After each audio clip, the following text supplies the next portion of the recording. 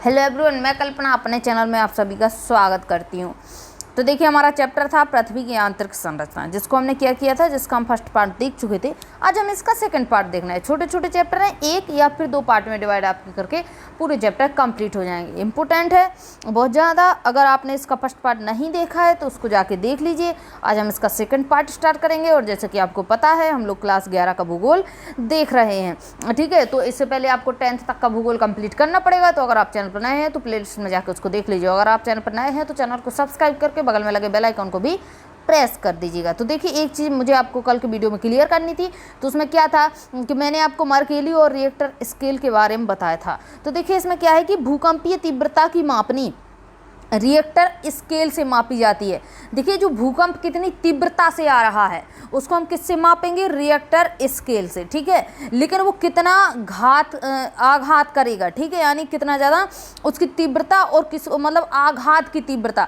याद रखना कि भूकंप की तीव्रता और एक होती है आघात की तीव्रता। यानी एक तो भूकंप कितनी तेज़ी से आ रहा है उसको हम रिएक्टर स्केल से मापेंगे, और उससे जो आघात होगा उसकी तीव्रता कितनी है, उसकी गहनता कितनी है, उसको हम किससे आइडेंटिफाई करेंगे? उसको हम मर्केली से करेंगे। किससे? मर्केली, ठीक है। वैज्ञानिक का नाम है मर्केली, उसी के नाम पे स्केल का नाम रख दिया कि दोनों डिफरेंस है, भूकंप की तीव्रता और आघात की तीव्रता, ठीक है। यानी वो कितनी तेजी से नुकसान पहुंचा सकता है, तो उसको हम मर्केली से, और भूकंप तीव्रता कितनी, तो वो रिएक्टर स्केल से। याद रखना दोनों अलग अलग, क्योंकि दोनों पॉइंट आपके जानबूझ के रखे जाते हैं और दोनों ऑप्शन आपके उसमें डाले जाते हैं एग्जाम में, ठीक है, यानी क्वेश्चन में। तो चलिए इसको हम देखते हैं कहाँ से हमें देखना था और कहाँ से चैप्टर स्टार्ट था। तो देखिए, आज हमें देखना है इधर से पृथ्वी की संरचना।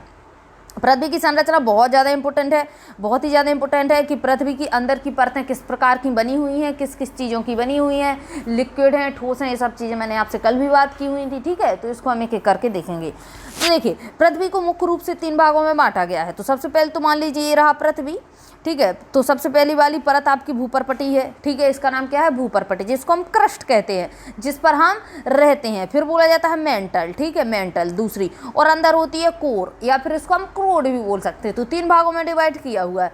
हम देखते हैं कि तीनों परतें किस किस की बनी हुई है, यानी इसमें कौन कौन सा पदार्थ मिलता है हमें। तो देखिए, सबसे पहले हम बात करेंगे भूपर्पटी की। भूपर्पटी, जिसको हम इंग्लिश में कहते हैं क्रस्ट। तो इसमें लिखा हुआ है द क्रस्ट। यह ठोस पदार्थ का यह ठोस पृथ्वी का सबसे बाहरी भाग है। यानी देखिए, जो भूपर्पटी है आपके तीनों भागों में सबसे ज़्यादा ठोस है, ठीक है, और सबसे बाहरी परत है। तो एक क्वेश्चन देखिए कि सबसे ठोस भाग कौन सा है पृथ्वी का? तो भूपर्पटी। सबसे बाहरी भाग कौन सा है? तो भूपर्पटी। हम कौन से भाग पर रहते हैं? तो भूपर्पटी। तो याद रखना कि भूपर्पटी, ठीक है। यह ठोस पृथ्वी का सबसे बाहरी भाग है। यह बहुत भंगुर है। भंगुर यानी टूटने फूटने वाला है, जिसमें जल्दी टूट जाने की प्रवृत्ति पाई जाती है। इतना भंगुर है कि जल्दी से टूट जाता है। भूपर्पटी की मोटाई, अब देखिए भूपर्पटी को आपकी जो भूपर्पटी है इसको 2 भागों में डिवाइड किया हुआ है। कौन कौन सी? एक तो आपका महाद्वीपीय भूपर्पटी, ठीक है, यानी महाद्वीपीय क्रस्ट, और दूसरा आपका जो है आपका महासागर की क्रस्ट। तो 2 पार्ट में डिवाइड कर दिया। आपको भी पता होना चाहिए कि एक तो हमारी जहाँ पे हम रहते हैं, तो ये आपका एक महाद्वीप है, ठीक। तो महाद्वीप की क्रस्ट है। इसके बाद क्या है? इसके बाद नीचे तल भी तो है समुद्र के। तो वो जो नीचे तल है समुद्र का, उसको हम क्या कहेंगे? महाद्वीपीय क्रस्ट। तो भूपर्पटी 2 पार्ट में डिवाइड हो गई। भूपर्पटी की मोटाई महाद्वीप व महासागरों के नीचे अलग अलग होती है। तो अगर हम देखें, अगर जो है आपका महाद्वीप की क्रस्ट अगर मोटी नहीं होगी, अगर इसका स्तर समान रख दिया जाएगा, तो फिर तो मान लीजिए पूरी पृथ्वी पर पानी पानी हो जाएगा। क्योंकि देखिए, समुद्र से हम लोग ऊपर हैं, यानी हमारा जो उसका जो क्या है कि जो आपका महाद्वीप है, महाद्वीप मोटा है, और महाद्वीप मोटा होने की वजह से ही हम समुद्र से ऊपर रहते हैं, यानी समुद्र का पानी हम तक नहीं पहुंच पाता है। तो यही तो वजह है कि कहाँ पे परपट्टी मोटी है और कहाँ पे परपट्टी पतली है, उसी के हिसाब से तो महाद्वीप और महासागर बटे हुए हैं। वरना हर जगह आपको पानी पानी दिखता। अगर क्रस्ट इसकी एक सी होती तो हर जगह समान पानी होता। आपने भी देखा होगा, देखिए कि एक मतलब मान लीजिए आपके पास एक डिब्बा है, ठीक है, आपके पास एक डिब्बा है, ठीक है, और डिब्बे में इधर पे देखिए, इधर पे इतनी मोटाई की निकली हुई है परत, तो एक ही है, ठीक है। तो अगर आप पानी डालेंगे तो ये क्षेत्र आपका इतना भर जाएगा, लेकिन पानी की सीमा इतने क्षेत्र तक ही है।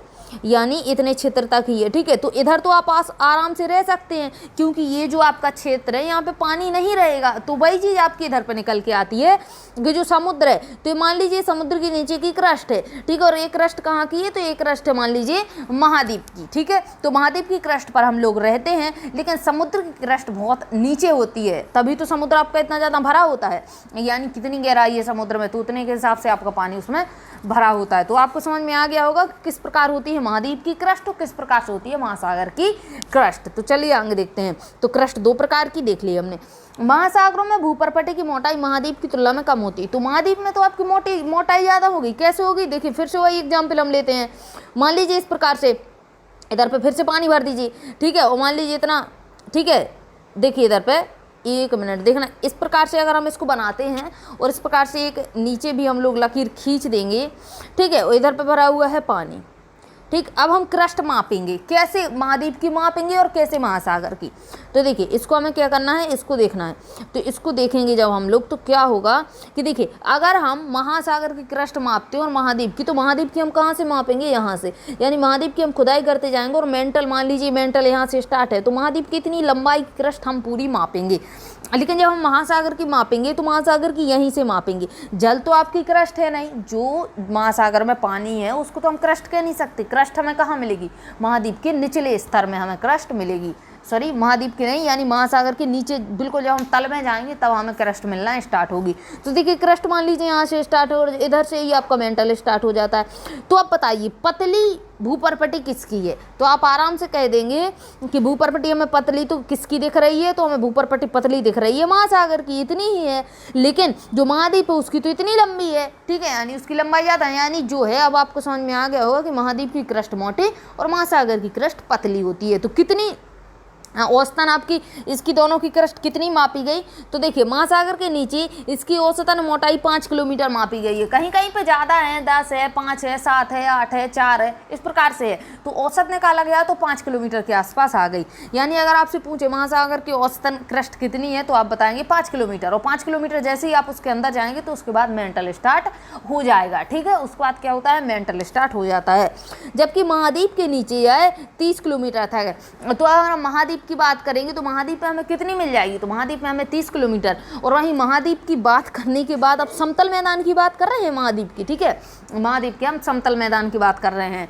लेकिन हम कहाँ क्या करना है, हमको ऊंची ऊंची पहाड़ियाँ, ऊंची ऊंची पर्वत की अगर हम बात करें तो क्या होगा, वो पर्वत भी नाप में आएगा आपका। मान लीजिए किस प्रकार से, देखिए तरफ फिर से एक चित्र बनाया जाए तो देखिए इस प्रकार से अगर है, और यहाँ पे इस प्रकार से आपका एक मान लीजिए हिमालय पर्वत लगा हुआ है, ठीक है, हिमालय पर्वत लगा हुआ है। तो अब यहाँ से जब इस क्षेत्र की क्रस्ट हम मापेंगे तो यहाँ से मापना स्टार्ट करेंगे तो पहले तो ये पूरा पर्वत नप जाएगा आपका, फिर ये नप जाएगा, ठीक है, तब जाके आपका इतना क्षेत्र ये आएगा पूरा। एक तो ये वाली मोटाई आपकी पूरी मापेगी, ठीक, पूरी माप दी जाएगी। इसके बाद देखिए क्या है कि अगर हम इधर समतल मैदान से देखें तो इतना ही क्षेत्र आएगा, और अगर हम समुद्र से देखें तो मात्र इतना ही क्षेत्र आएगा। तो सबसे मोटी भूपर्पटी या आप क्रस्ट बोलें तो आपको कहाँ मिलेगी, तो पर्वतीय क्षेत्रों में मिलेगी। इसके बाद आपको कहाँ मिलेगी, महाद्वीप के क्षेत्र में मिलेगी, ठीक है, यानी यानी आप इसको क्या बोल सकते हैं, समतल मैदान बोल सकते हैं, क्योंकि महाद्वीप का हिस्सा तो आपका पर्वत भी आता है। लेकिन आपको सबसे पतली कहाँ मिलेगी, तो सबसे पतली आप बोल सकते हैं कि समुद्र में हमें सबसे पतली भूपर्पटी मिलेगी, ठीक है। तो हिमालय पर्वत श्रेणियों के नीचे भूपर्पटी की मोटाई लगभग कितनी मापी गई है, तो 70 किलोमीटर तक मापी गई है। भूपर्पटी भारी चट्टानों से बना हुआ है। तो वैसे भी आपको पता है कि जो भूपर्पटी है बहुत ही चट्टानों से बना हुआ है, बहुत ही कठोर है, सबसे ठोस भाग माना जाता है पृथ्वी का, ठीक है। भूपर्पटी भारी चट्टानों से बना है और इसका घनत्व, तो घनत्व इसका देखा जाए तो 3 ग्राम प्रति घन सेंटीमीटर है। तो आपको पता है कि घनत्व क्या है आपका, 3 ग्राम प्रति घन सेंटीमीटर है। महासागरों के नीचे भूपर्पटी की चट्टानें जो है बेसाल्ट की बनी है। इस चीज़ को नोट कर लेना कि महासागरों के नीचे जो भूपर्पटी की चट्टानें हैं, यानी महासागरों के नीचे अगर हम भूपर्पटी देखते हैं तो बेसाल्ट से निर्मित हैं, यानी बेसाल्ट की बनी हुई हैं। महासागरों के नीचे इनका घनत्व कितना है, तो 2.7, यानी कम है, ठीक है। इसका घनत्व कैसा है, कम है महासागरों के नीचे। याद रखना कैसा है, महासागरों के नीचे कम है, लेकिन महाद्वीप पर इसका घनत्व ज़्यादा है। चलिए आगे देखिएगा क्या है, तो देखिए अगर आप इसको इस प्रकार से देखते हैं तो देखिए इधर पे क्या है कि हमारी भूपरपट्टी इधर पे दिखाई गई, ये आपका मेंटल दिखाया गया है, ये नीचे की साइड क्रूड दिखाया गया है। तो क्रूड भी दो प्रकार का होता है, एक तो आपका अपर क्रूड होता है, एक लोअर क्रूड होता है, ठीक है। तो ये पर्वत पठार दिखाए गए हैं आपके, कि अगर हम पर्वत पठार से नीचे जाएँ तो चलिए अब इसको थोड़ा आगे समझेंगे। देखिए पूरा पृथ्वी का एक ऐसा होता है ना कि एक गोला है, गोले का एक इधर से बाइट निकाल दिए, केक काटते जैसे आप लोग केक काटते ना और एक टुकड़ा इधर से निकाल लेते हैं, तो उसी प्रकार से पृथ्वी का एक टुकड़ा निकाल के इधर पे दिखाया गया है, ताकि आप लोगों को चीज़ें समझ में आ जाए और आप समझ सकें कि इसमें क्या क्या पदार्थ हैं पृथ्वी में। तो जैसे ही आप केक का इतना भाग, गोल केक का अगर आप इधर से भाग निकालते हैं ना, तब आपको एक साइड से समझ में आता है कि केक के अंदर क्या क्या चीज़ डली हुई है, ठीक है। और उससे आपको समझ में आ जाता है कि कितनी परतें इसकी बनी हुई हैं, ठीक है। तो उसी प्रकार से केक टाइप से इसका एक भाग पृथ्वी का निकाल के रख दिया गया है, ठीक है, और आपको दिखाया गया है। और इसकी त्रिज्या भी आपको 6378 दिखाई गई है, यानी 6370, 78 या फिर 6000, इतनी ही त्रिज्या आपको देखने को हर जगह मिलेगी। तो पृथ्वी का आंतरिक भाग दिखाया गया है। हमने बात कर लिया भूपरपट्टी का, तो हमने थोड़ा बहुत भूपरपट्टी के बारे में समझ लिया जितना हमें जरूरत था। हम देखेंगे मेंटल आपका द मेंटल, ठीक है। तो भूपरपट्टी में भूगर्भ में परपट्टी के नीचे का भाग मेंटल कहलाता है। जैसे ही हम थोड़ा नीचे जाएंगे, जैसे अगर आप इस चित्र को देखते हैं तो देखिए इधर पे मान लीजिए आपका भूपरपट्टी है इतना भाग, तो ये आपका नीचे का मेंटल के बाद क्रूड, ठीक है। तो इस प्रकार से हम थोड़ा और जब नीचे जाएंगे तो हमें मिलेगा मेंटल। भूपरपट्टी के बाद हमें क्या मिलेगा? मेंटल मिल गया। यह है मोह आसक्त, यानी आसक्त को बोलते हैं डिसकॉन्टिन्यूटी। तो डिसकॉन्टिन्यूटी लिखी हुई आपको मिलती है एग्जाम में, और आपको मोहो, मेहो, माहो कुछ भी लिखा हुआ मिल सकता है, इसको अलग अलग नाम से जाना जाता है। तो आप समझिएगा कि डिसकॉन्टिन्यूटी क्या होती है। और एक और आपका बात है कि भूपरपट्टी में आपका जो भूपरपट्टी एक तो आपकी सॉलिड होती है, भूपरपट्टी में कौन कौन से पदार्थ पाए जाते हैं, तो भूपरपट्टी में बोला जाता है कि ये सियाल से बनी हुई है। सियाल का मतलब होता है SiAl, ठीक है। सियाल का मतलब होता है SiAl, सियाल का मतलब सिलिकॉन एल्यूमिनियम। याद रखना, पूछा जाता है एग्जाम में कि जो हमारा भूपरपट्टी है वो किन किन भागों से मिलकर बना हुआ है, किन किन पदार्थों, तो सियाल नाम दिया जाता है। सियाल मीन्स होता है सिलिका, और Al मतलब होता है एल्यूमिनियम, ठीक है। तो एल्यूमिनियम सिलिकॉन याद रखना। इसके बाद हम यहाँ बात करते हैं मेंटल की। तो देखिए एक बात आप लोग बताइए कि भूपरपट्टी है, ठीक है, भूपरपट्टी का हिस्सा चला आ रहा है, मान लीजिए इतना हिस्सा है भूपरपट्टी का, और क्या इधर से ही मेंटल स्टार्ट हो जाएगा? क्या यहाँ से ही मेंटल स्टार्ट हो जाएगा? नहीं होगा।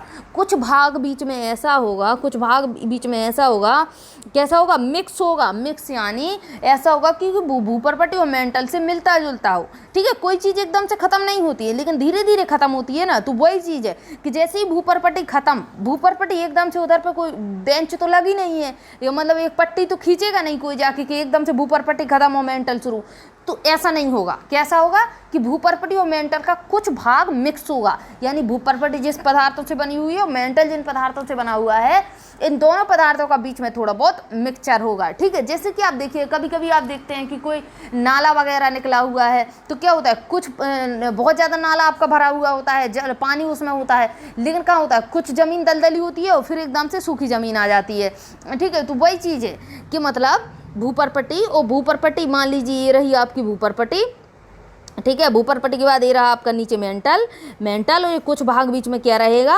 ये रहेगा इन दोनों का मिला हुआ मिक्सचर भाग। तो इसको हम कहते हैं डिसकॉन्टिन्यूटी। ये भाग आपको आगे भी मिलेगा, कहाँ मिलेगा? मेंटल और क्रूड में भी मिलेगा। लेकिन अभी हमने क्या देखना है? अभी हमने भूपरपट्टी और मेंटल के बीच का भाग देखना है। तो कुछ भाग बीच में ऐसा है जो भूपरपट्टी और मेंटल के बीच का है, यानी दोनों पदार्थों का मिक्सचर है।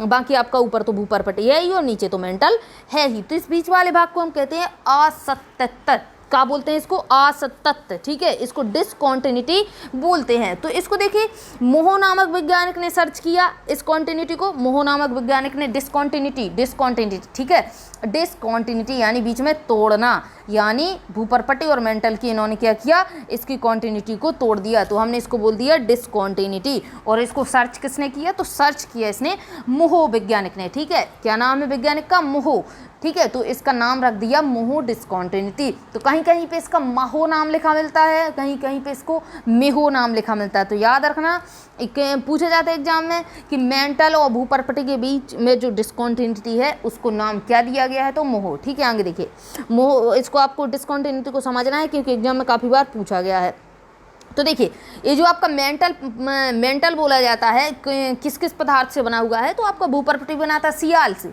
और ये बोला जाता है सीमे से, सीमे या फिर कुछ लोग इसको सीमा भी बोलते हैं, ठीक है, सीमा, सियाल, सीमा, ठीक है, इस प्रकार से नाम है। तो इसका जब हम बात करेंगे तो सिलिकॉन, ठीक है, इसको भी सिलिकॉन, और एम ए का मतलब होता है मैग्नीशियम, तो सीमे भी बोल सकते हैं आप इसको, या फिर सीमा भी बोल सकते हैं। तो सियाल, सीमा, और आगे बात करेंगे हम तो आ जाएगा आपका नेफे, वैसे भी आप लोगों ने पढ़े होंगे, ठीक है। तो सियाल, सीमा आ गए आपके। अब चलिए आगे देखिएगा। तो मोह आसक्तता से आरंभ होकर 2900 किलोमीटर की गहराई तक पाया जाता है। तो याद रखना मेंटल का जो एरिया है कितना है, 2900 किलोमीटर। सबसे मोटी है, ये सबसे मोटी परत है आपकी, ठीक है, पृथ्वी की आपकी ये मोटी परत है, नहीं इससे मोटी आपकी और है आगे। इससे देखिए इसको आपको याद रखना है कि 2900 किलोमीटर की गहराई तक पाया जाता है। कहाँ से? मोह आसक्तता से, यानी भूपर्पटी को छोड़ के। भूपर्पटी आपकी कितनी मानी गई है, कहीं कहीं 30 किलोमीटर, कहीं कहीं 5, कहीं पे 70। तो उस चीज़ को छोड़ करके जब हम और अंदर की ओर जाएंगे पृथ्वी के, तो वहाँ से जब हम मोह आसक्ति से स्टार्ट करेंगे तो अंदर तक नीचे तक जाएंगे 2900 किलोमीटर तक, और जब 2900 किलोमीटर तक जाएंगे तो हम उसको बोलेंगे कि ये मेंटल का भाग है, ठीक है। तो मेंटल आपके 2900 किलोमीटर में फैली हुई है। मेंटल का ऊपरी भाग जो है मेंटल का, उसको हम दुर्बलता मंडल कहते हैं। दुर्बलता मंडल आपको कहीं लिखा हुआ नहीं मिलेगा, आपको मिलेगा स्टेनोस्फीयर। याद रखना स्टेनोस्फीयर हम किसको कहते हैं, एग्जाम में सीधा सीधा पूछता है कि मेंटल के ऊपरी भाग को क्या कहते हैं, या फिर पूछा जाएगा आपका स्टेनोस्फीयर किस भाग को कहते हैं। तो याद रखना कि मेंटल के ऊपरी भाग को हम स्टेनोस्फीयर कहते हैं, ठीक है। स्टेनो शब्द का अर्थ होता है दुर्बलता से। इसका विस्तार 400 किलोमीटर तक आंका गया है, यानी इसका जो ऊपरी भाग है मेंटल का, उसको 400 किलोमीटर तक बताया गया है, जिसका नाम स्टेनोस्फीयर रख दिया गया है। ज्वालामुखी उद्गार के दौरान जो लावा धरातल पर पहुंचता है उसका मुख्य स्रोत यही माना गया है। तो याद रखना कि स्टेनोस्फीयर से ही क्या माना गया है, ज्वालामुखी में जो लावा निकलता है इसी का भाग माना गया है, यानी यहीं से इसका स्रोत माना जाता है। इसका घनत्व भूपर्पटी की चट्टानों से अधिक है। तो भूपर्पटी की चट्टानों से क्या है, इसका घनत्व ज़्यादा है। वैसे भी आपको पता है कि प्रेशर, टेम्परेचर, घनत्व, जैसे जैसे हम पृथ्वी के अंदर की ओर जाते हैं तो ये तीनों चीज़ें आपकी बढ़ने लगती हैं। बड़ी सिंपल सी बात है, पिछले चैप्टर में हमने इसको देखा था या फिर पिछले वीडियो में देखा था, ठीक है। अर्थात 3.4 ग्राम प्रति घन सेंटीमीटर से अधिक होगा, क्योंकि भूपर्पटी का 3.4 था आपका, ठीक है। भूपर्पटी में मेंटल का ऊपरी भाग मिलकर स्थल मंडल कहलाता है। स्थल मंडल को हम लिथोस्फीयर कहते हैं। तो देखिए अभी तो हमने देखा कि मेंटल का जो ऊपरी भाग है उसको हम क्या कहते हैं, उसको हम कहते हैं स्टेनोस्फीयर, ठीक है। लेकिन अगर आप मिला के बात करें, मिला के बात का मतलब है कि भूपर्पटी यानी भूपर्पटी, ठीक है, भूपर्पटी और मेंटल का ऊपरी भाग देखना, 1 मिनट के लिए समझना कि मेंटल का अकेला ऊपर का भाग आप बोल सकते हैं स्टेनोस्फीयर, ठीक है। लेकिन उसमें भूपर्पटी अगर आप मिला देते हैं तो फिर आप उसको बोलेंगे लिथोस्फीयर। लिथोस्फीयर को हम कहते हैं स्थल मंडल, और उसके जो मेंटल का आपका ऊपरी भाग है उसको हम कहते हैं दुर्बलता मंडल। दुर्बलता मंडल मीन्स स्टेनोस्फीयर, दोनों चीज़ें अलग अलग हैं। याद रखना किसको क्या बोलते हैं, एग्जाम में सीधा सीधा पूछता है। इसकी मोटाई स्थल मंडल तो स्थल मंडल की मोटाई हम क्या मानते हैं, तो इसकी मोटाई 10 से 200 किलोमीटर के बीच की पाई जाती है, जिसमें निचले मेंटल का विस्तार दुर्बलता मंडल के समाप्त होने की बाद तक है या ठोस अवस्था में है। यानी सीधी सीधी बात है, जैसे ही आपका स्टेनोस्फीयर निकलता है, स्टेनोस्फीयर यानी मेंटल का ऊपरी भाग, ठीक है, वो ऊपरी भाग से जैसे ही हम नीचे जाएंगे तो मेंटल का निचला भाग हो जाएगा, ठीक है। जो कि आपका स्टेनोस्फीयर तो इसमें 400 किलोमीटर बताया गया है, लेकिन पूरा मेंटल आपका कितने किलोमीटर तक कवर करता है, 2900 किलोमीटर की त्रिज्या को कवर करता है, याद रखना। अब देखिए हम बात करेंगे क्रोड को, तो क्रोड जो है आपका क्रोड या फिर बोल सकते हैं कोर, ठीक है। तो कोर की बात करेंगे तो कोर बनता है आपका निफे बोला जाता है। निफे यानी बोला जाता है निकिल और आयरन को बोला जाता है, ठीक है, क्योंकि आयरन फे मीन्स होता है आपका आयरन, लेकिन आयरन को फेरस बोला जाता है, इसलिए इसका नाम लिख दिया निफे यानी निकिल और फेरस। फेरस मीन्स आयरन, ठीक है। तो आगे देखिए, तो क्रोड आपका निफे से बना हुआ है। जैसा कि पहले इंगित किया जा चुका है कि भूकंपीय तरंगों के वेग ने पृथ्वी की क्रोड को समझने में सहायता की है। तो जो भूकंप की जो तरंगें हमने देखी, तो तरंगें पी थी, एस थी, हमें पता चल रहा था उसमें कौन सी तरंगें ठोस में जाती हैं, कौन सी तरंगें अपना जो है वेग का जो जैसी जैसे ही ठोस से लिक्विड में जाती हैं या लिक्विड से ठोस में जाती हैं, तो उसमें क्या हो रहा था उधर पे क्या हो रहा था, इन तरंगों का वेग चेंज हो रहा था, ठीक है, और इनकी हल्की सी दिशा चेंज हो रही थी। तो उससे वैज्ञानिक को समझ में क्या आया, उससे वैज्ञानिक को समझ में आया कि अंदर का जो मैटर है पृथ्वी का, अंदर का जो पदार्थ है पृथ्वी का, वो कहाँ पे लिक्विड है, कहाँ पे ठोस है, इस चीज़ को समझने में उन्हें सहायता मिली। तो देखिए क्या हुआ कि क्रोड को किससे समझा गया, तो भूकंपीय तरंगों के वेग से पृथ्वी की क्रोड को समझने में क्या हुआ है, समझने में सहायता की है।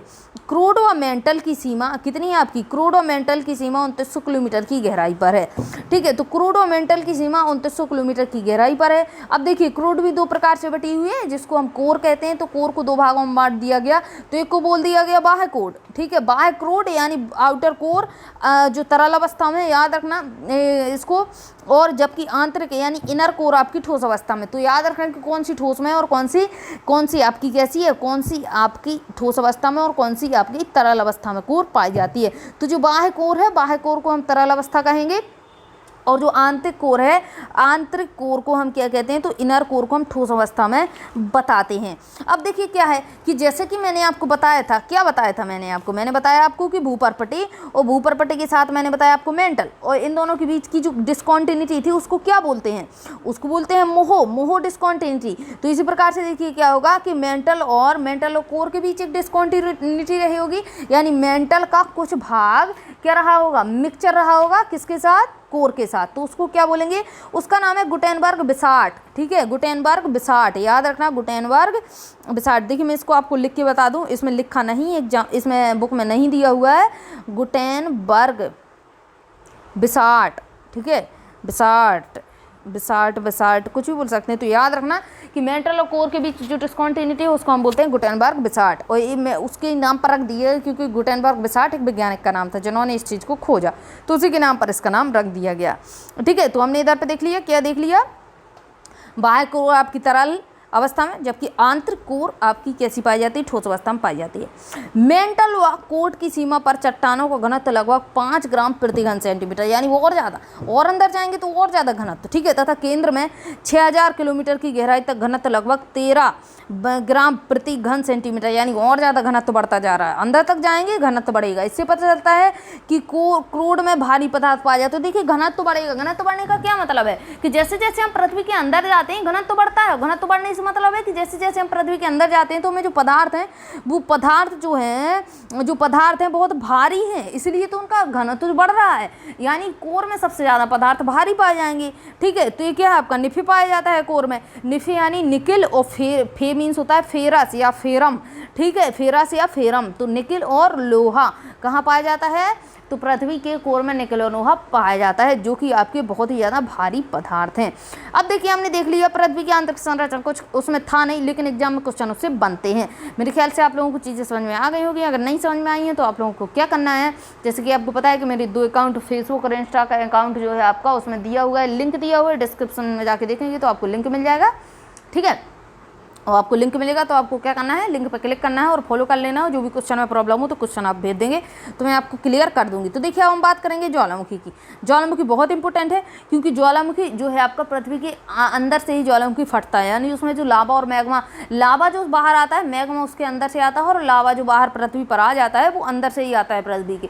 तो हमें ज्वालामुखी समझना तो बहुत जरूरी है। तो चलिए ज्वालामुखी देख लेते हैं। ज्वालामुखी और ज्वालामुखी निर्मित स्थल रूप, यानी ज्वालामुखी को देखेंगे, फिर देखेंगे ज्वालामुखी ने किस किस प्रकार के स्थल पे अपने अपने रूप बिखेर रखे हैं, यानी किस किस प्रकार की आकृति बना रखी है, कहाँ पे, स्थल पे।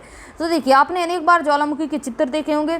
ज्वालामुखी वह स्थान है जहाँ से निकलकर गैसें, राख, तरल, चट्टानी पदार्थ, लावा पृथ्वी के धरातल पर पहुँचते हैं।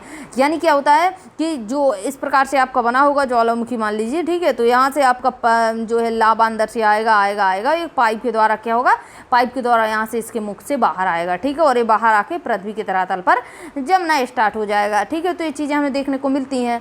आगे देखिएगा, चट्टानी पदार्थ लावा के धरातल पर पहुंचता है। यदि यह पदार्थ कुछ समय पहले ही बाहर आया हो या अभी निकल रहा हो तो ज्वालामुखी सक्रिय ज्वालामुखी कहलाता है। सक्रिय यानी एकदम सक्रिय रहना, सक्रिय रहना यानी आए दिन ज्वालामुखी फटता रहता है, उससे लावा निकलता रहता है, जिसको हम कहते हैं सक्रिय ज्वालामुखी। ठीक है, लावा निकलना, लावा का फटना, ठीक है, तो उसको हम कहते हैं सक्रिय ज्वालामुखी। तो वही चीज़ तो बता रखा है कि जैसे ही उसमें पदार्थ निकलता रहता है या वो आए दिन फटता रहता है तो उसको हम क्या कहते हैं, सक्रिय ज्वालामुखी, यानी हमेशा ही सक्रिय बना रहना। ठीक है, अभी निकल रहा हो तो वह ज्वालामुखी हमें सक्रिय ज्वालामुखी हम उसको कहते हैं। तरल चट्टानी पदार्थ दुर्बलता मंडल से निकलकर धरातल पर पहुंचते हैं। दुर्बलता मंडल स्थेनोस्फीयर, तो स्थेनोस्फीयर से ये पदार्थ निकलते हैं। तो स्थेनोस्फीयर से ही तो बताया गया है कि ज्वालामुखी का स्रोत स्थेनोस्फीयर ही बताया गया है। तो दुर्बलता मंडल से निकलकर धरातल पर पहुंचते हैं। धरातल यानी जहाँ पे हम रहते हैं, धरातल यानी भूपर पट्टी पर पहुंचते हैं। जब तक यह पदार्थ मेंटल के ऊपरी भाग में, तो यह मैग्मा कहलाता है। इस चीज़ को याद रखना कि जैसे ये मैग्मा, आप मैग्मा बोलें, लावा बोलें, तो देखिए इसके दो नाम आपको देखने को मिलते हैं, लेकिन आप इसके दो नाम क्यों रखते हैं? इसका कोई स्कूल और घर वाला नाम तो होगा नहीं, ऐसा तो कुछ होता नहीं है जैसा हमारे यहाँ होता है कि एक नाम रख दिया घर वाला, एक नाम रख दिया स्कूल वाला, दो नाम रखे जाते हैं। तो इसके भी दो नाम है, तो इसको दो नाम से क्यों पुकारा जाता है? कोई वजह रही होगी, बिल्कुल रही होगी। तो देखिए, जब तक ये पृथ्वी के अंदर रहता है तो हम उसको बोलते हैं मैग्मा। जब तक अंदर रहेगा तब तक हम उसको मैग्मा बोलते हैं। जब तक यह पदार्थ मेंटल के ऊपरी भाग पर रहता है, मेंटल आपका अंदर ही तो है, भूपर पट्टी आपके भूपर पट्टी के अंदर मेंटल है। भूपर पट्टी के जैसे ही आप भीतर तक जाएंगे और नीचे तक चले जाएंगे तो आपको मेंटल मिलेगा। तो जब तक ये पदार्थ क्या होता है, मेंटल में बना रहता है, मेंटल के ऊपरी भाग में आपको दिखता है, क्योंकि मेंटल का ऊपरी भाग तो ही स्रोत माना जाता है, जिसको हम दुर्बलता मंडल कहते हैं, जिसको हम स्थेनोस्फीयर कहते हैं। ठीक है, तो तब तक उसको मैग्मा। लेकिन जैसे ही भूपटल के ऊपरी धरातल पर पहुंचता है, जैसे ही कहाँ आता है, जैसे ही ये भूपर पट्टी के ऊपर आता है या फिर बिल्कुल धरातल पर आ जाता है तो हम इसको बोलते हैं लावा। तो दोनों याद रखना डिफरेंस, कब मैग्मा बोलेंगे, कब लावा, एग्जाम में पूछा जाता है, वनडे एग्जाम में। वह पदार्थ जो धरातल पर पहुंचता है उसमें लावा प्रवाह है, लावा के जमे हुए टुकड़ों का मलबा। तो देखिए, जो पदार्थ ऊपर आता है, देखिए बहुत ही तरल हो लावा, बहुत ही तरल हो। ठीक है, जब लावा बहुत ही तरल होगा तो वो बहता हुआ दिखाई देगा आपको। ठीक है, कैसा रहेगा आपको, उसमें लावा प्रवाह, लावा के जमे हुए टुकड़ों का मलबा। लावा प्रवाह यानी लावा बह रहा है। लावा कब बहेगा, जब वो एकदम तरल होगा। तरल नहीं होगा तो वो जम जाएगा कहीं का कहीं जाके, बहेगा नहीं। ठीक है, जैसे मान लीजिए गाढ़ा पदार्थ आप लिए हुए हैं, ठीक है, और एक तरफ आप पानी लिए हुए हैं, तो प्रवाह किस में ज़्यादा रहेगा, गाढ़े पदार्थ में या फिर पानी में? तो आप कहेंगे पानी में। क्यों? क्योंकि पानी तो उतना गाढ़ा रहेगा नहीं जितना गाढ़ा हमने पदार्थ ले रखा है। ठीक है, तो जब ये गाढ़ा नहीं रहेगा, तरल रहेगा, तो ये प्रवाह करेगा। तो वही चीज़ बता रखा है कि उसमें लावा प्रवाह होता है, लावा के जमी हुई टुकड़ों का मलबा होता है। कुछ क्या होता है, कुछ लावा एकदम से जम जाता है, ठंडा, जैसे ही लावा ठंडा होता है जम जाता है। ठीक है, तो उसके जमे हुए टुकड़ों का मलबा मिलेगा। ज्वालामुखी बम मिल सकता है आपको, बम, ज्वालामुखी बम। बम क्या होता है, मान लीजिए लावा निकला, ठीक है, लावा निकला, वहीं पर ठंडा हो गया, अब उसका जो मुँह बंद हो गया। ठीक है, मुँह बंद हो गया उसका, अब मुँह बंद होने के कारण लावा कैसे निकलेगा? लावा तो अपनी रफ्तार अपना रखता रहेगा, तो एकदम से क्या होता है, बम की तरह वो मुँह को फाड़ देता है, यानी एकदम से फट जाता है। क्यों फट जाता है? क्योंकि जब उसका मुँह बंद हो जाता है ज्वालामुखी का, तो उसमें से लावा नहीं निकल पाता है, और मुँह बंद होने की वजह से एकदम से फट जाता है। तो हम उसको बोलते हैं ज्वालामुखी विस्फोट या ज्वालामुखी बम। ठीक है, उसमें से राख भी निकलती है, धूल के कण भी निकलती हैं और गैसें भी निकलती हैं। तो गैसें देखिए ज्वालामुखी से कौन कौन सी निकलती है, तो एक तो आपका नाइट्रोजन की यौगिक निकलते हैं, सल्फर बहुत मुख्य रूप से निकलती है, कुछ मात्रा में क्लोरीन भी निकलती है, हाइड्रोजन भी निकलती है और आर्गन भी निकलती है। तो नाइट्रोजन सल्फर याद रखना, क्योंकि नाइट्रोजन सल्फर ज़्यादा मात्रा में निकलती है, लेकिन कुछ मात्रा में क्लोरीन, हाइड्रोजन, आर्गन भी शामिल होती है। तो ज्वालामुखी से गैसें निकलती हैं, धूल कण और ये सब चीज़ें निकलता है।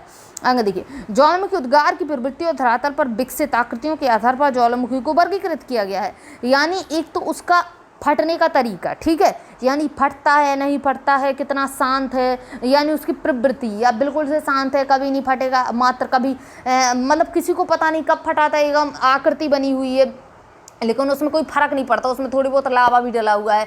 लेकिन अगर आप देखें तो आपने तो मतलब अपनी ज़िंदगी में कभी उसको फटते ही ना देखा हो। दूसरा ज्वालामुखी होता है एकदम सक्रिय रहता है, आए दिन फटता रहता है, यानी आए दिन उसमें बम गलते रहते हैं, विस्फोट होता रहता है। दूसरी बात क्या है, धरातल पर विकसित आकृतियाँ। अभी क्या करेगा, जैसे ही लावा जैसे ही ऊपर आता है, ठीक है, मैग्मा अंदर से निकल के ऊपर आता है, तो जिसको हम लावा बोल देते हैं, तो लावा जैसे ही ऊपर आता है तो तरह तरह की आकृतियाँ विकसित करता है।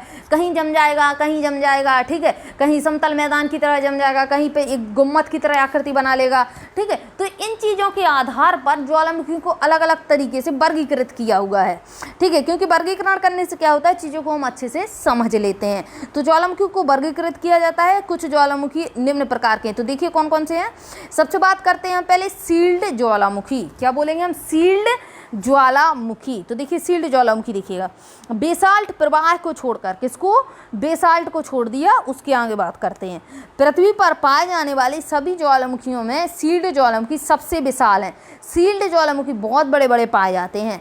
हवाई द्वीप, ठीक है, एक द्वीप है जिसका नाम हवाई है। ठीक है, तो हम हवाई द्वीप के ज्वालामुखी जिसके सबसे अच्छे उदाहरण है, यानी हवाई द्वीप पे सबसे ज़्यादा कौन से ज्वालामुखी पाए जाते हैं, तो सील्ड ज्वालामुखी पाए जाते हैं। ये ज्वालामुखी मुख्यतः बेसाल्ट से निर्मित निर्मित होते हैं, जो तरल लावा के ठंडे होने से बनते हैं। क्या होता है, लावा आता है गरम गरम और धीरे से ठंडा हो जाता है और ये ज्वालामुखी जम जाते हैं, बन जाते हैं, आसपास के क्षेत्र को भी मतलब ज्वालामुखी क्षेत्र बना लेते हैं। तो ये हो गया आपका। ठीक है, यह लावा उद्गार के समय बहुत तरल होता है। उद्गार के समय तरल इसलिए होता है क्योंकि बहुत ज़्यादा गर्म होता है। ठीक है, जैसे आप लोहे को अगर पिघलाएंगे, ठीक है, अगर अंदर का पदार्थ है पृथ्वी का तो उसमें लोहा भी तो आया होगा आपका, और लोहे को अगर आप पिघलाते हैं बहुत ज़्यादा टेम्परेचर पर तो क्या होता है, एकदम तरल पदार्थ के रूप में परिवर्तित हो जाता है। जैसे जैसे ठंडा होता है वैसे वैसे जमने लगता है। तो वही स्थिति इसमें आती है। जैसे ही जो मैग्मा है अंदर से आता है तो वो एकदम तरल पदार्थ में रहता है, लेकिन जैसे ही वो भूपरपट्टी पर आता है तो उसको टेम्परेचर कम मिलता है। टेम्परेचर कम मिलने का मतलब धीरे धीरे ठंडा होता है, और ठंडा होने का मतलब है जमना, यानी धीरे धीरे वो जमने लगता है। जमने से क्या मतलब है, जमने से मतलब है कि धीरे धीरे वो तरह तरह की आकृति बनाने लगता है। जमेगा तो तरह तरह की आकृति तो बनाएगा ही, नॉर्मल बात है। अब चलिए आगे देखिएगा इसको थोड़ा। तो देखिए आगे देखते हैं, आगे देखेंगे इसको क्या है कि लावा उद्गार के समय बहुत तरल होता है। इसी कारण इन ज्वालामुखियों का ढाल कैसा होता है, तीव्र नहीं होता है। ढाल तीव्र नहीं होता है, क्यों नहीं होता है, इनके कहने का मतलब है, मान लीजिए ये रहा आपका ज्वालामुखी, ठीक है, हो गया, ये रहा इसका मुख है, ठीक है, और मुख से जैसे ही इस प्रकार से इस पाइपलाइन से ज्वालामुखी से लावा निकला, ठीक है, या मैग्मा निकला, जिसको हम बाद में लावा बोलेंगे। तो इसकी जो ढलान है, इसका जो पदार्थ है वो तरल है, तो बहुत दूर दूर तक इस प्रकार से फैल जाएगा, इस प्रकार से बहुत दूर दूर तक धीरे धीरे फैल जाएगा, और बहुत दूर दूर तक फैलेगा तो इसकी ढलान तीव्र नहीं रहेगी, क्योंकि बहुत दूर दूर तक चला जाता है और जमने के लिए। ठीक है, और जमने के लिए जब बहुत दूर दूर तक जाएगा तो एक मतलब ज़्यादा ढलान नहीं बनाएगा। आप लोग समझ सकते हैं कि जब उसका पदार्थ बहुत दूर तक फैल जाएगा और बहुत दूर जाके जमेगा तो वो तीव्र ढलान नहीं बना पाएगा। लेकिन जो तरल नहीं होता है वो यही पास में जम जाता है, तो इस प्रकार से बड़ी बड़ी ढलानें बना देता है तेजी से। तो जब तरल होता है तो सील्ड ज्वालामुखी का जो पदार्थ होता है तरल होता है, तो वो ढलानें जो है तीव्र नहीं बनाता है, फैली हुई ढलानें बना देता है। यदि किसी तरल निकास नलिका यानी उसमें जो देखिए, यदि किसी तरह निकास नलिका से पानी भीतर चला जाता है, जो निकलने का पाइप होता है ज्वालामुखी का, मान लीजिए ये है, और इस प्रकार से ज्वालामुखी निकल रहा है, ज्वालामुखी नहीं, इधर से लावा निकल रहा है और इस पाइप में भर गया पानी। ठीक है, तो कभी कभी तो आपके शांत ज्वालामुखी होते हैं, तो इसमें पानी भर जाए तो उसको झील का नाम दे दिया जाता है, उसको ज्वालामुखी झील कहने लगते हैं। ठीक है, यानी झील बन जाती है। लेकिन कभी कभी क्या होता है कि इसमें पानी भर गया, ठीक है, इसकी पाइप में पानी भर गया, तो पानी भीतर चला जाता है, ज्वालामुखी विस्फोट भी हो जाता है। देखिए पानी तो भर गया उसमें, लेकिन उसका लावा अंदर है। अब लावा क्या करेगा, अंदर से धक्का मारेगा, क्योंकि उसको बाहर आना है। ठीक है, कोई चीज़ है बहुत ज़्यादा भर चुकी है तो वो बाहर की ओर आएगी, तो लावा को तो बाहर आना है, यानी मैग्मा को तो बाहर आना है, और पानी भरा पड़ा है, तो फिर लावा क्या करेगा, एकदम से नीचे से जब धक्का मारेगा, देखिए इधर पे इस प्रकार से, मान लीजिए ये रही नली, ठीक है, इस नली में भर गया पानी, ठीक है, इधर पे भर गया पानी, लेकिन मैग्मा इस प्रकार से प्रवाहित हो रहा है, यानी ऊपर की साइड जा रहा है, वो खौलता हुआ है, यानी बहुत ज़्यादा टेम्परेचर है, तो ऊपर की साइड छलांग लगाएगा, लेकिन यहाँ पे पानी भरा है, यानी निकलने की उसको जगह नहीं मिल रही है, तो क्या करेगा, एकदम से विस्फोट कर देगा। ठीक है, और विस्फोट करना मतलब सक्रिय ज्वालामुखी। ठीक है, तो एकदम से क्या करेगा, विस्फोट कर देगा। अन्यथा कम विस्फोट होना भी इनकी विशेषता है, तो हो सकता है धीरे से विस्फोट हो सकता है बहुत तेज़ी से विस्फोट हो, कोई बड़ी बात नहीं है। ठीक है, ये ज्वालामुखी पर निर्भर करता है। इन ज्वालामुखियों से लावा फव्वारे के रूप में बाहर आते हैं, ऐसे मतलब छलांग लगाते हुए इस प्रकार से ऊपर नीचे। आपने काफ़ी बार देखा भी होगा, नहीं देखा है तो आप लोग इसका वीडियो भी देख सकते हैं, यूट्यूब पर मिल जाएगा आपको, काफ़ी तरह के ज्वालामुखियों का एकदम फव्वारे के जैसा फव्वारा ऊपर नीचे पानी होता रहता है, वैसे ही इसका जो मैग्मा होता है वो भी ऊपर नीचे होता रहता है, तो कुछ बाहर आएगा, कुछ भीतर ही रह जाएगा, कुछ बाहर आएगा, कुछ भीतर ही रह जाएगा, इस प्रकार से छलांग लगाता रहता है। ठीक है, फव्वारे के रूप में बाहर आता है और निकास पर एक शंकु बनाता है। जिसको सिंडर शंकु कहते हैं। ठीक है, सिंडर शंकु के रूप में विकसित होता है। तो देखिए इसमें क्या होता है, सीधी सीधी बात है, ये रहा ज्वालामुखी। देखिए आप इसका चित्र देख लेंगे तो देखिए इसको सिंडर सील्ड ज्वालामुखी और ये आपका सिंडर शंकु है। एक तो आप इसको देखेंगे कि आपको ज्वालामुखी इधर पे दिख रहा है, ठीक है, ये बहुत ज़्यादा फैला हुआ है। अगर आप इसकी ढलान देखेंगे तो आपको बिल्कुल भी नहीं दिख रही है, मेरे अंदाज से बहुत हल्की सी ढलान दिख रही है। क्यों? क्योंकि इसका पदार्थ तरल होता है तो बहुत दूर दूर तक बहता रहता है, और बहुत दूर दूर तक बहने के कारण क्या होता है, बहुत दूर दूर तक बहने के कारण ढलान बिल्कुल नहीं बना पाता है, बहुत कम हल्की सी ढलान होती है। लेकिन इसका एक मुख होता है जहाँ से ये निकलता है, तो उसको हम सिंडर शंकु कहते हैं। ठीक है, ये आपका सील्ड ज्वालामुखी के ऊपर से चित्र आपका दिया हुआ है। तो ये जो आपका बीच में ये बना हुआ है ना, ये इसी को तो हम क्या कहते हैं, इसी से तो लावा बाहर निकल के आएगा। ठीक है, इसको ही हम सिंडर शंकु कहेंगे। ये शंकु टाइप का बन गया। ठीक है, ये शंकु टाइप का बन रहा है आपका कुछ। इसको पूरा नाम इसका देखिए इस प्रकार से अगर आप देखेंगे तो ये शंकु टाइप का ही तो है, इस प्रकार से बने ना, शंकु टाइप का इस प्रकार से बन जाता है। चलिए आगे देखिएगा इसमें क्या है, तो सिंडर शंकु के रूप में विकसित हो जाता है। क्या बता रखा है कि ज्वालामुखी से लावा फव्वारे के रूप में बाहर निकलता है और निकास पर एक शंकु बनता है। शंकु यानी कोन टाइप का बन जाता है जो सिंडर शंकु के रूप में विकसित होता है, जिसको हम शंकु नहीं बोलेंगे, उसको हम सिंडर शंकु कहते हैं। तो अगर एग्जाम में पूछ ले आपसे कि सिंडर शंकु किससे संबंधित है, तो आपको पता होना चाहिए सिंडर शंकु ज्वालामुखी से संबंधित है। अब बात करेंगे हम मिश्रित ज्वालामुखी की। मिश्रित ज्वालामुखी क्या होता है? इन ज्वालामुखियों से बेसाल्ट की अपेक्षा अधिक ठंडे व श्यान मीन्स गाढ़े या चिपचिपे लावा निकलते हैं। ठीक है, यानी जो से आपके मिश्रित शंकु हैं, सॉरी मिश्रित ज्वालामुखी हैं, इन ज्वालामुखी से क्या होता है, इन बेसाल्ट की अपेक्षा क्या निकलता है, उसमें तो बेसाल्ट निकल रहा था। किस में बेसाल्ट निकल रहा था आपका, तो देखेंगे आप सील्ड में बेसाल्ट निकल रहा था, लेकिन इसमें आपका बहुत ही गाढ़ा और चिपचिपा पदार्थ निकल रहा है। अब बताइए गाढ़ा या चिपचिपा पदार्थ निकलेगा तो वो ज़्यादा दूर तक नहीं फैल पाएगा। नॉर्मल बात है कि वो ज़्यादा दूर तक नहीं फैल पाएगा। ज़्यादा दूर तक नहीं फैल पाएगा तो एक तीव्र ढलान के रूप में विकसित हो जाएगा। इस प्रकार से होगा कि नहीं होगा, बिल्कुल होगा। तो देखिए मिश्रित ज्वालामुखी से अगर आपके पूछे कि लावा कैसा निकलता है, तो गाढ़ा और चिपचिपा निकलता है। प्रायः ये ज्वालामुखी भीषण विस्फोट करते हैं। देखिए जितना ही गाढ़ा होगा, जितना ही चिपचिपा होगा, उतना ही ज़्यादा विस्फोट करेगा। क्यों करेगा? क्योंकि देखिए उसका मुख जो होता है ज्वालामुखी का, उस पर मान लीजिए जम गया और अंदर का जो है पदार्थ उसको बाहर निकल रहा है और बहुत ही कठोर तरीके से जम गया। क्यों? क्योंकि गाढ़ा और चिपचिपा है तो ये मजबूती से जमेगा, और जब कोई मजबूती से चीज़ जमी हुई है तो उसको फोड़ने में क्या होगा, उसको फोड़ने में बहुत ताकत लगेगी। ठीक है, उसको फोड़ने में बहुत ताकत लगती है। तो जब बहुत ज़ोर ज़ोर से धक्का मारता है नीचे से मैग्मा, तब जाके ये फटेगा। ठीक है, तो इसमें बहुत ज़्यादा भीषण विस्फोट हो जाता है। ठीक है, जितना ही तरल पदार्थ होगा उसको निकालने में आसानी होगी, उसमें विस्फोट नहीं होगा, थोड़ा बहुत विस्फोट होगा हल्का सा, लेकिन जितना ही गाढ़ा पदार्थ होगा और उसके मुँह पे जमेगा आके और फिर अंदर के मैग्मा को बाहर निकलना है तो बहुत ज़्यादा जोर का विस्फोट करता है। ठीक है, बहुत ज़्यादा विस्फोट कर देता है। तो इधर का विस्फोट कैसा होगा, ज़्यादा होगा, बहुत तेज़ी से होगा। क्यों होगा? क्योंकि ये चिपचिपा पदार्थ है। इसमें लावा के साथ भारी मात्रा में क्या होता है, ज्वालाखंड यानी तरह तरह के ज्वलन खंड यानी ज्वालामुखी के खंड। अब देखिए वो क्या है कि वो जम रखा है, जो उसमें चट्टान बन रखी होगी, जो जम रखा है गाढ़ा चिपचिपा लावा, वो एक चट्टान टाइप का जम गया होगा। अब वो फटेगा तो कई टुकड़ों में फटेगा। ठीक है, एकदम से फट जाएगा तो कई टुकड़ों में बट जाएगा। तो एक तो इसमें लावा के साथ साथ मतलब उसके अलग अलग खंड हो जाते हैं। पदार्थ और राख भी धरातल पर पहुंचती है, तो पदार्थ राख तो जरूरी है। यह पदार्थ निकास नली के आसपास परतों के रूप में जमा हो जाता है, जिनके जमा मिश्रित ज्वालामुखी के रूप आपको देखने को मिलते हैं। तो ये रहा आपका मिश्रित ज्वालामुखी। अगर आप देखें तो कितनी बड़ी इसकी ढलान है। क्यों है? क्योंकि जो गाढ़ा पदार्थ है वो यहीं मतलब ऐसा खड़ा ढलान में जम जाता है, ज़्यादा दूर तक फैल के नहीं जाता है। अब बात करेंगे ज्वालामुखी एक कुंड यानी कालडेरा। कालडेरा आपका एग्जाम में पूछा जाता है कि कालडेरा क्या है, कालडेरा किससे संबंधित है। ठीक है, कुंड नहीं लिखा मिलेगा आपको, बल्कि कालडेरा इंग्लिश का शब्द लिखा मिलता है।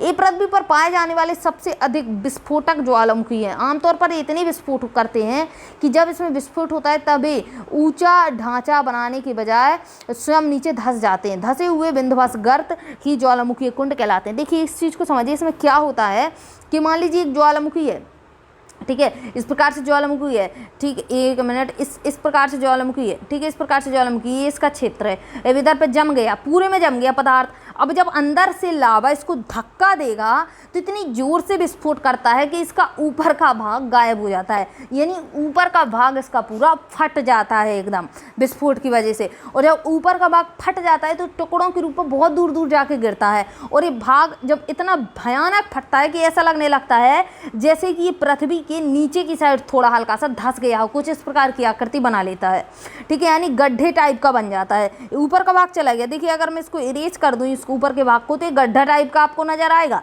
ठीक है। और इस गड्ढे को कहते हैं हम कॉल्डेरा, ठीक है, इसके मुख को हम कॉल्डेरा कहते हैं, ठीक है। तो देखिए इसमें क्या है कि इस प्रकार से बन गया, ठीक है, मैंने इसको साफ कर दिया। तो देखिए क्या है कि इस प्रकार से बन गया, तो ऊपर का भाग क्या है, ऊपर का भाग फूट गया, हट गया उससे, तो ये इस प्रकार से गर्त टाइप का हमें लगने लगता है, यानी एकदम धंसा हुआ सा लगने लगता है। तो धसे हुए विध्वंस गर्त ही ज्वालामुखी कुंड कहलाते हैं, यानी कालडेरा कहलाते हैं। याद रखना कालडेरा किससे संबंधित है, तो ज्वालामुखी से। लावा के गिरने से जो गड्ढे बनते हैं, तो गड्ढे इसी प्रकार से बनते हैं आपके कि ऊपर का भाग इसको उड़ा ही देते हैं लोग, ठीक है। आगे देखिए कालडेरा कहलाता है। इसका यह विस्फोट रूप बताता है कि इन्हें लावा प्रदान करने वाले मैग्मा के भंडार न केवल विशाल हैं वरन इनमें बहुत पास स्थित हैं, ठीक है। इनके द्वारा निर्मित पहाड़ी मिश्रित ज्वालामुखी की तरह प्रतीत होती हैं, तो इससे जो पहाड़ियाँ बनती हैं वो ऐसे लगने लगती हैं जैसे मिश्रित ज्वालामुखी हो, ठीक है। आगे देखिए क्या है, बेसाल्ट प्रवाह क्षेत्र, यानी बेसाल्ट का प्रवाह कहाँ होता है, ये ज्वालामुखी अत्यधिक तरल लावा उगलते हैं।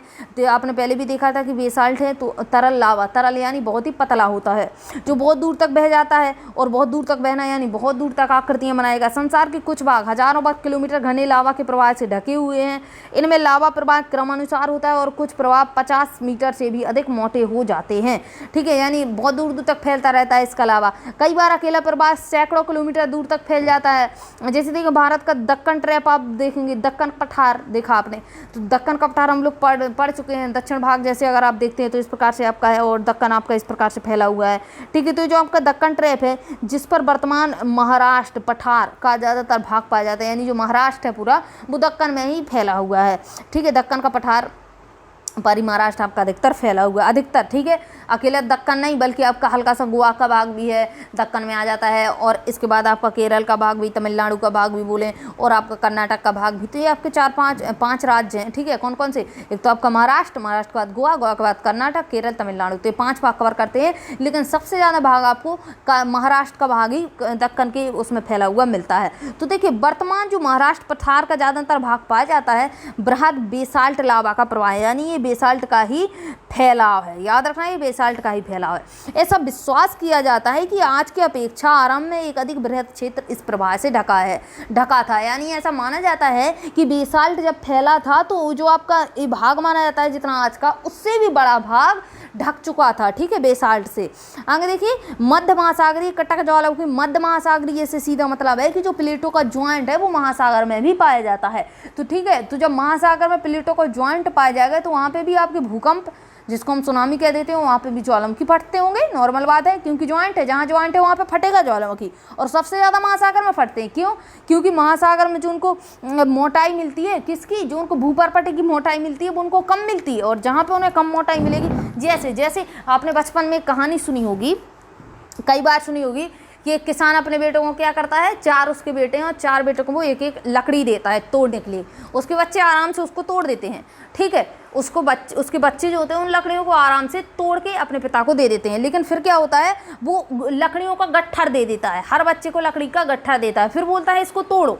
तो फिर उन लड़कों से वो लकड़ी का गट्ठर नहीं टूटता है। क्यों नहीं टूटता है, क्योंकि वो लकड़ियाँ मोटी हो जाती हैं, बड़ी हो जाती हैं, ठीक है। तो उनको तोड़ना आसान नहीं है। तो वही चीज़ है कि भूपर्पट्टी अगर आप देखते हैं तो भूपर्पट्टी की मोटाई कहाँ है, तो भूपर्पट्टी की मोटाई आप महाद्वीप में देखेंगे, यानी महाद्वीप की भूपर्पट्टी को तोड़ना इतना आसान नहीं है जितना कि महासागर की को तोड़ना है, क्योंकि महासागर की 5 किलोमीटर के आसपास होती है। तो अगर आप देखेंगे कि ज्वालामुखी, तो ज्वालामुखी अधिकतर आपके महासागर में ही ज़्यादातर फटते हैं, यानी लावा महासागर में आता है, ठीक है, अधिकतर। तो महासागर की अगर आप परपटी पे देखेंगे तो वहाँ भी आपको पर्वत पठार देखने को मिलते हैं, बाकी आप देख नहीं पाएंगे, ठीक है, लेकिन वहाँ पे देखने को मिलते तो हैं ही। तो आपका देखिए आगे क्या है, इन ज्वालामुखियों का उद्गार महासागरों में होता है। इन ज्वालामुखियों को हम क्या कहते हैं, मध्य महासागरीय कटक ज्वालामुखी, जिसका उद्गार कहाँ होता है, यानी कहाँ पे निकलते हैं, कहाँ पे फटेंगे, तो महासागर में। मध्य महासागरीय कटक एक श्रृंखला, एक पूरी श्रृंखला बनी हुई है इस प्रकार से, ठीक है, गोल नहीं, मतलब किसी प्रकार से आपकी लंबी श्रृंखला बनी हुई है, लंबी बनी हुई है, जिसकी लंबाई सबसे लंबी श्रृंखला है और जिसकी लंबाई लगभग 70 किलोमीटर फैली हुई है। इस पूरी श्रृंखला पर ज्वालामुखी फटते हैं महासागर में, ठीक है, जो अभी महासागरीय बेसिनों में फैली हुई है, यानी काफ़ी महासागरों में फैली हुई है। आगे हम देखेंगे, आगे दिया हुआ है। इस कटक के मध्यवर्ती भाग में लगातार उद्गार फैला रहता है, यानी बीच वाला जो इस महासागर जो इस श्रृंखला है, इसका बीच का भाग है, वहाँ पे ज्वालामुखी फटते ही रहते हैं। अगले अध्याय में इसे हम विस्तार पूर्वक पढ़ेंगे, देख लेंगे, इसको बाद में देखेंगे। ये आपका बहुत ज़्यादा इंपॉर्टेंट है कि एक तो आपकी ज्वालामुखी स्थलाकृतियाँ, तो अभी हमने देख लिया कि कॉल्डेरा वगैरह, शंकु वगैरह, हमने काफ़ी चीज़ें देख ली, तो ये तो आपको स्थल पे दिखाई देती हैं, ठीक है। लेकिन कुछ आकृतियाँ जो होती हैं ज्वालामुखी की, वो अंतर्वेदी आकृतियाँ होती हैं, यानी पृथ्वी के थोड़ी अंदर वाले भाग में बनती हैं, ठीक है, यानी वो हमें ऊपर नहीं दिखाई देती हैं, ऊपर हमें नहीं दिखाई देती हैं, ठीक है। तो हम उसको क्या कहते हैं, अंतःवेदी। अंतःवेदी यानी अंदर की ओर, ठीक है। तो अंतःवेदी आकृतियाँ बहुत इंपॉर्टेंट हैं, बार बार एग्जाम में पूछी गई हैं। तो ज्वालामुखी स्थलाकृतियाँ वोल्केनिज्म लैंडफॉर्म किस किस प्रकार की बनती है, तो देखिए अंतःवेदी की बात करते हैं, अंदर की ओर।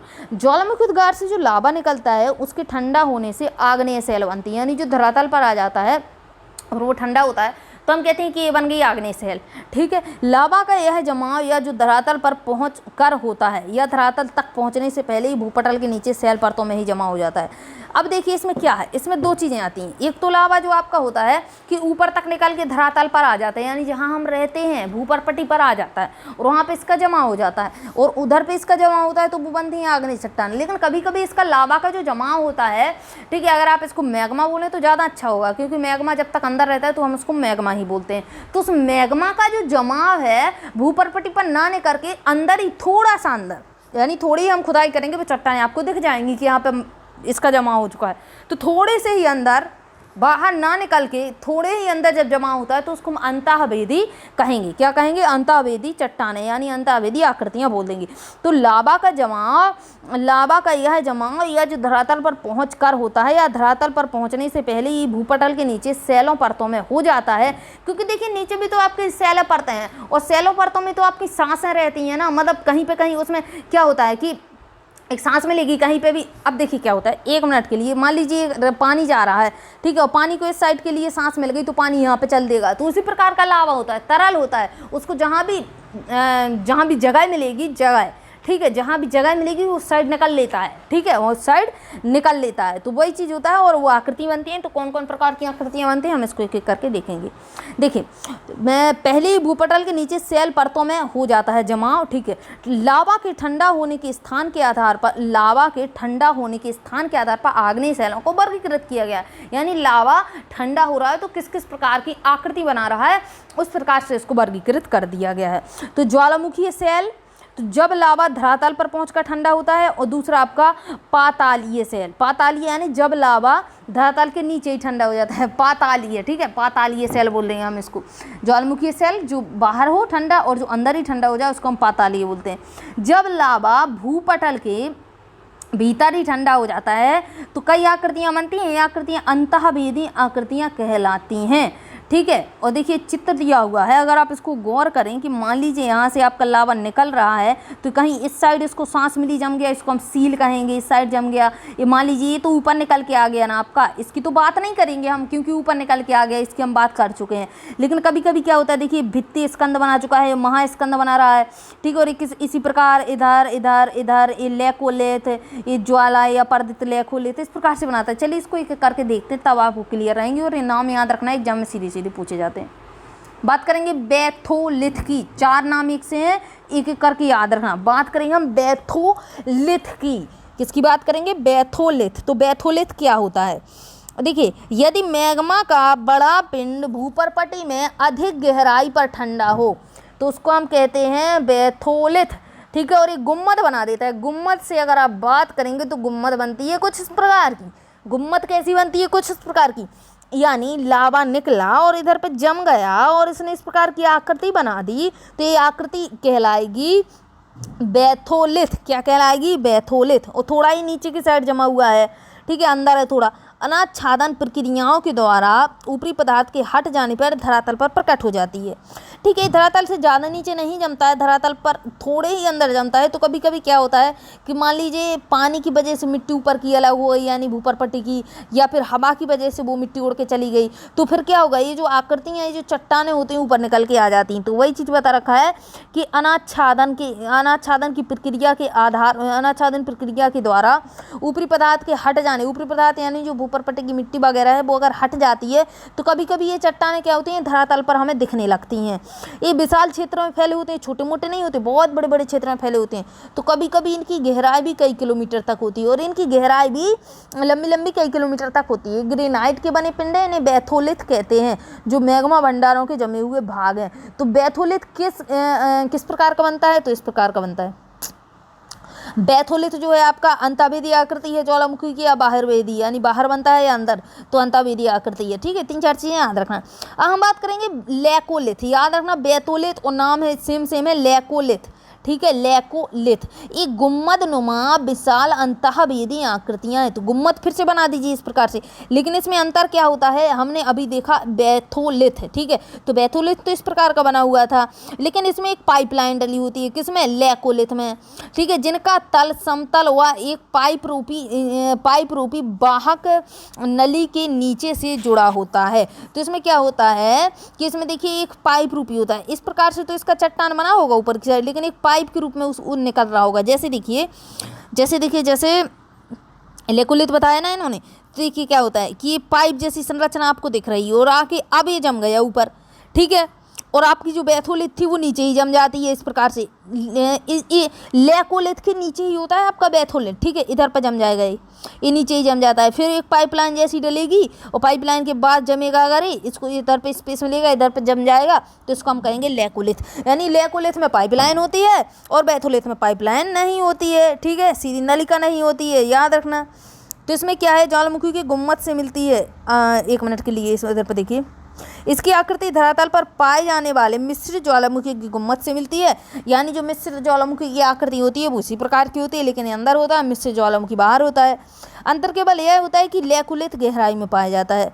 ठीक है, और जो आपका मिश्र ज्वालामुखी वो अंदर की साइड पाया जाता है। कर्नाटक के पठार में ग्रेनाइट चट्टानों की बनी ऐसी गुम्मदनुमा पहाड़ियाँ मिलती हैं कर्नाटक के पठार में। इनमें से ज़्यादातर अब अपत्रित हो चुके हैं, यानी धरातल पर देखी जा सकती हैं। यानी कर्नाटक में लैकोलिथ देखे गए, लेकिन अब धीरे धीरे क्या हुआ, ऊपर का पदार्थ हट गया, यानी ऊपर का पदार्थ अपत्रित हो गया। तो अब क्या हुआ कि वो जो चट्टानें हैं पृथ्वी की ऊपर देखी जा सकती हैं, यानी धरातल पर हम उसे देख सकते हैं। और ये लैकोलिथ और बैथोलिथ के अच्छे उदाहरण। तो लैकोलिथ बैथोलिथ में यही अंतर है आपका। तो ये लैकोलिथ बैथोलिथ आपके इस प्रकार के देखे जाते हैं। तो कर्नाटक के पठार में इनके उदाहरण अच्छे देखे गए हैं, यानी बता रखा है कि अगर आप कर्नाटक के भागों में इसको देखें तो आप लैकोलिथ बैथोलिथ के इसके उदाहरण देख सकते हैं। अब देखिए थोड़ा आगे चलते हैं तो 2 नाम फिर से सेम मिलेंगे आपको। ठीक है, लैकोलिथ बैथोलिथ तो देख लिया हमने, लैकोलिथ बैथोलिथ देख लिया। लैकोलिथ बात करेंगे लैपोलिथ और फैकोलिथ। ठीक है, लैकोलिथ बैथोलिथ फैकोलिथ 4 हो गए आपके। हम 2 हमने बात कर ली, अब हम तीसरे की बात करेंगे लैपोलिथ की। ठीक है, बैथोलिथ की बात कर ली हमने, बैथोलिथ के साथ साथ हमने बात कर ली लैकोलिथ की। अब हम लैकोलिथ की बात करेंगे लैपोलिथ। ठीक है, उसमें को है, इसमें पो है इधर पे। ठीक, और फिर बात करेंगे हम फैकोलिथ की, व सील की, डाइक की। ठीक है, तो अब देखिए क्या है, ऊपर उठते लावा का कुछ भाग क्षैतिज दिशा में जमा हो जाता है।